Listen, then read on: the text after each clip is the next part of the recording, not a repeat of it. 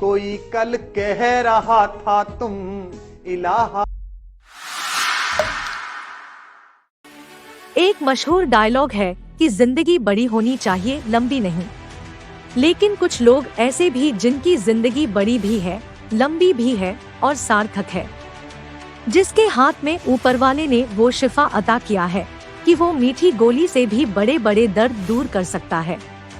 जिस इलाहाबाद ने कईयों के पर खोले हैं, जहाँ की गलियों में महादेवी वर्मा की रचनाएं घूमती टहलती है, जहाँ आज भी धर्मवीर भारती के चंदर और सुधा को कई लोग खोजते हुए बड़े हो जाते हैं, उसी संगम नगरी के जॉर्ज टाउन इलाके में चलने वाले श्री साईं नाथ हॉस्पिटल के मुख्य कर्ता-धर्ता है डॉक्टर SM सिंह यानी शिव मूर्ति सिंह, जो किसी परिचय के मोहताज नहीं है।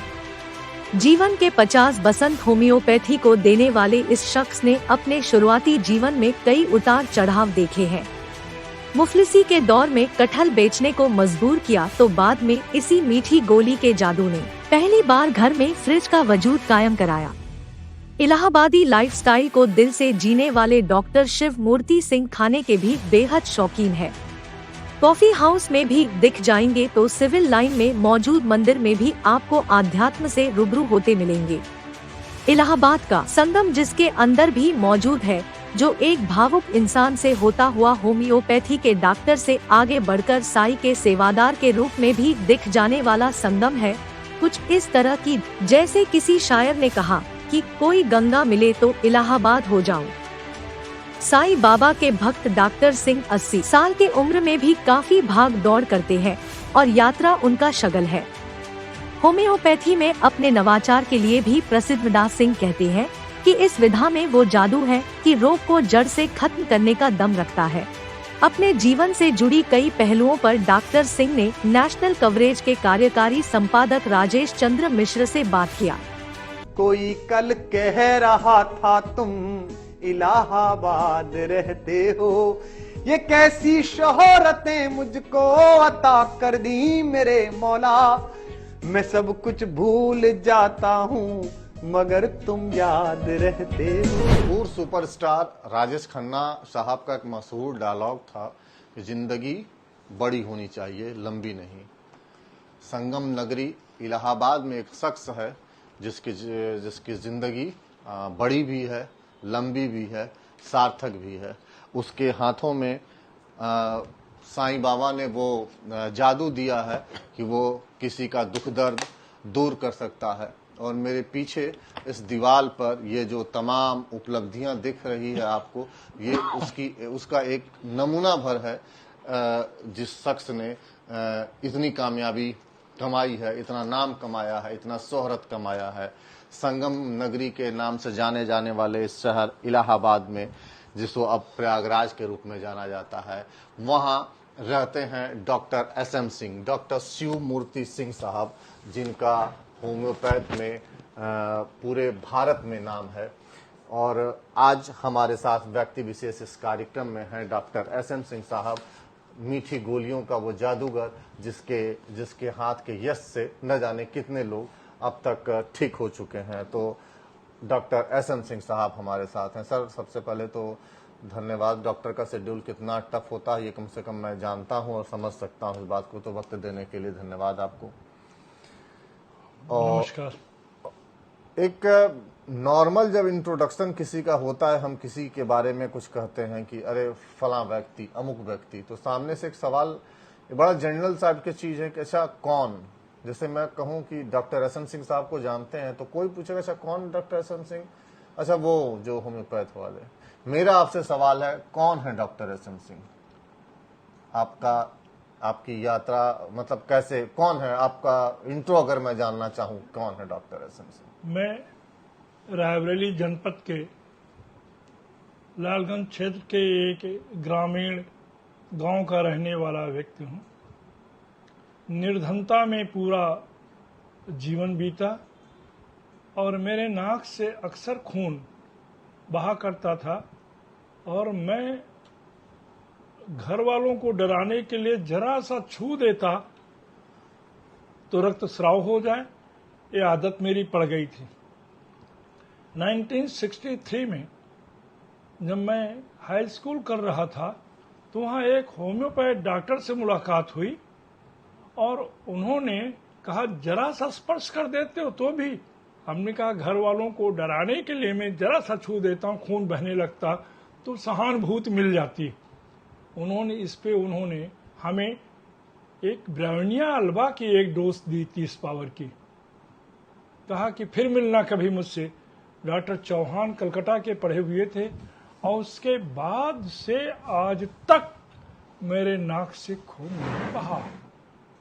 मैं बड़ा आश्चर्य में पड़ा कि ये मीठी गोली 2 खुराक 1 डोज ने मेरी नाक की।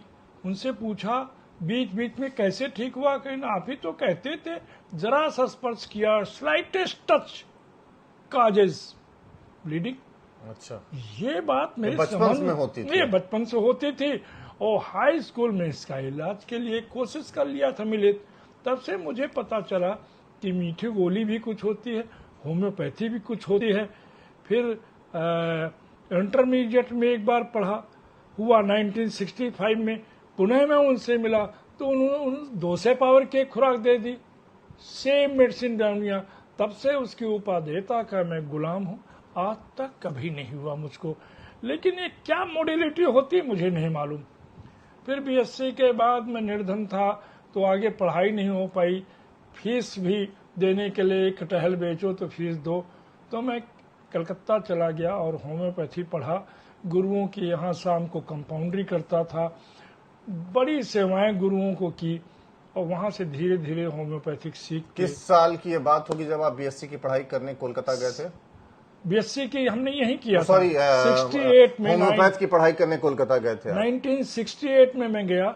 एशिया के biggest oldest college Calcutta homeopathic medical college, इस समय 125 साल के लगभग हो गए उसके, और उसमें मैंने अपना एडमिशन लिया। वहाँ के बड़े समर्पित गुरु थे, बड़े विद्वान, बड़े काबिल, बच्चों को बड़े प्यार से पढ़ाते थे। दिन भर पढ़ने के बाद रात में उनके यहाँ जाके कंपाउंड्री करता था, दवाइयाँ बनाता था। उन लोगों ने भी हमको स्नेह दिया, आशीर्वाद दिया और वहाँ से 1972 में मैं इलाहाबाद वापस आ गया और फिर तब से होम्योपैथिक कॉलेज से जुड़ा, प्रैक्टिस शुरू की।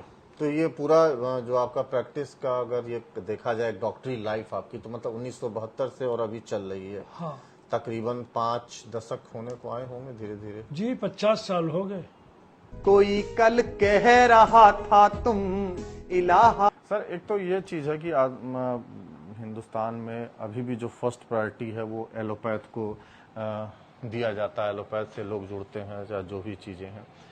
मैं देख रहा था तब से आपका ये कॉलेज इतना बड़ा स्ट्रक्चर है, इसी तरह से और आपके नैनी में भी कॉलेज हैं, वहाँ पर भी तमाम होम्योपैथी विधा से जुड़े काम होता है। होम्योपैथी को अभी भी जैसे वो जो सीन है कि फर्स्ट प्रायोरिटी नहीं मानी जाती है क्या, या आप जैसे पितामह जिन्होंने 5 दशक होम्योपैथ को दे दिए, तो इस पर क्या कहना है आपको? क्या लगता है कि अभी होम्योपैथी को और मजबूत करने की कितनी जरूरत है और क्या किया जा सकता है? Being a legend of homeopathy अगर मैं कहूं तो ये अतिशयोक्ति नहीं होगी। आप क्या कहना चाहेंगे? अब सभी पद्धतियों की, जितनी चिकित्सा पद्धतियां हैं, सबकी अपनी मेरिट है, सबकी अपनी लिमिटेशन है, सबकी अपनी विशेषताएं हैं, सबकी अपनी कमी है। तो कोई पैथी अगर सबसे अच्छी सर्वश्रेष्ठ दुनिया में है तो वो है सिम्पैथी। लेकिन मैं अब एक्यूट केसेस जो होते हैं तत्काल प्रभाव से उनमें सारी पैथियां एलोपैथिक के आ जाते हैं। होम्योपैथी कहाँ स्टैंड करती है?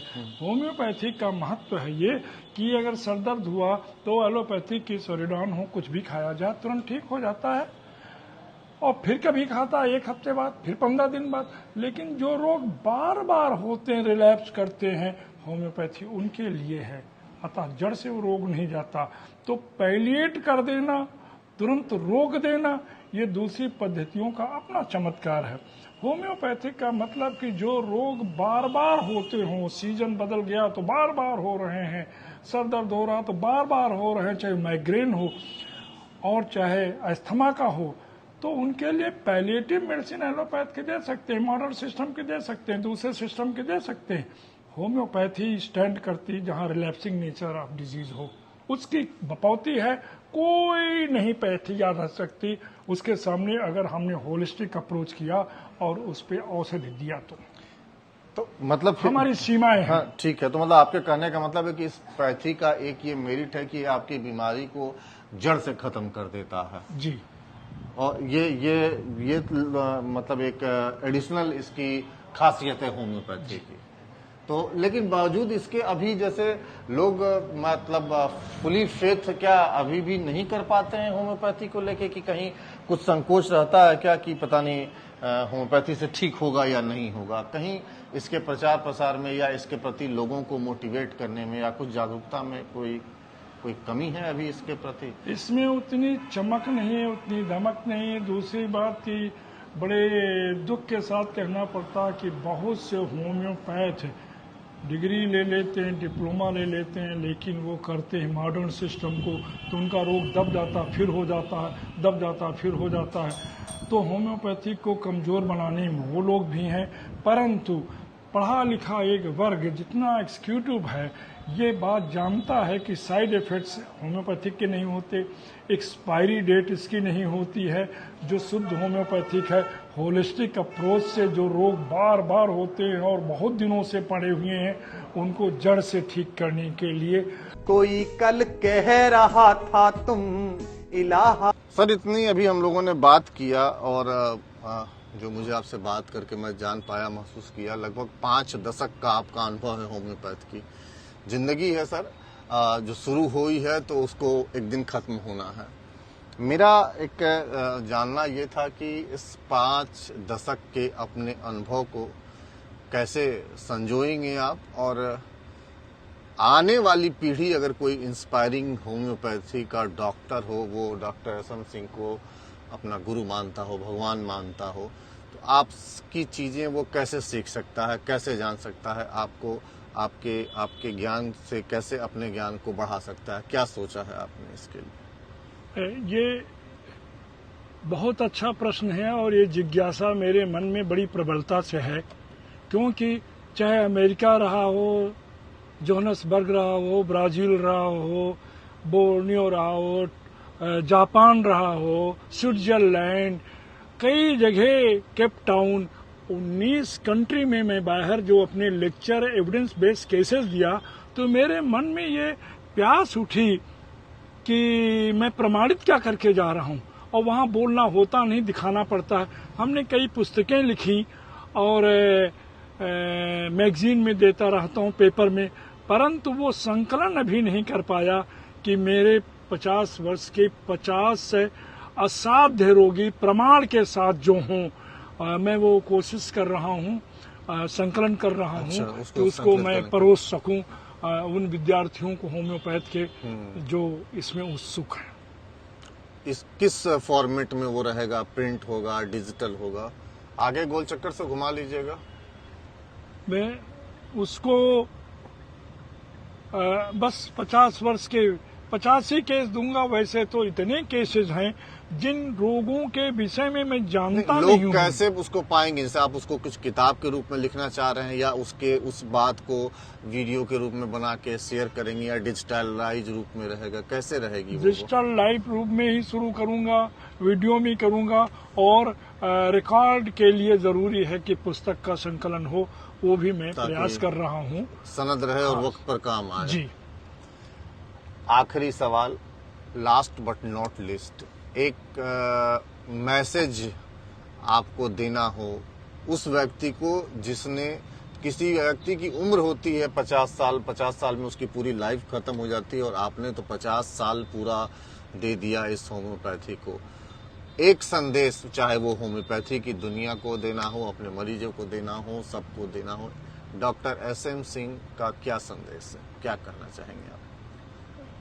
हर अपने विधा में, जैसे भी, जो आपके विचार। मैं हर उस रोगी को ये परामर्श देना चाहूँगा कि जिसके रोग पुराने हों, ना जा रहे हों, असाध्य हों, कठिन हो, सारी पद्धतियों से उसने प्रयास किया हो, आंशिक कहीं लाभ मिला हो, उसको ठीक करने के लिए, उसको जड़ से ठीक करने के लिए एक बार होम्योपैथी के किसी भी कुशल चिकित्सक को जरूर मौका देना चाहिए। ये औषधियाँ कभी फेल नहीं होती। डॉक्टर का तो सिर्फ एक ही काम है कि जो ईज हम पैदा हुए थे उसमें से डिस लग गया, disease, how to remove DIS, dis हटा दिया, ईज तो प्रकट करती है। अतः प्राकृतिक जो हमारी जीवनी शक्ति है उसको संवर्धन देने के लिए, उसको शक्ति देने के लिए, उसको मौका दे करके रोगी को ठीक करने की जो कला होम्योपैथिक में है वो जरूर एक प्रयोग देना चाहिए, सब लोगों को मौका देना चाहिए। जैसे इस पड़ाव पर भी ये आज भी उतनी ही कर्मठता और जोश के साथ लगे हुए हैं, रोज मरीजों को देखते हैं और हम उम्मीद करते हैं कि आने वाले कई वर्षों तक लोग इनसे लाभान्वित होते रहेंगे और उनको होम्योपैथी का लाभ मिलता रहेगा। तो बहरहाल ऐसे ही किसी और शख्सियत के साथ, इस व्यक्ति विशेष की किसी और कड़ी में आपसे होगी मुलाकात। तब तक बने रहिए हमारे साथ डिजिटल प्लेटफॉर्म पर। और ये खबर आपके लिए डिजाइन कर रहे हैं मेरे सहयोगी आदित्य। इस खबर पर मेरे साथ हैं मोहम्मद अख्तर। मेरा नाम है राजेश मिश्रा। धन्यवाद।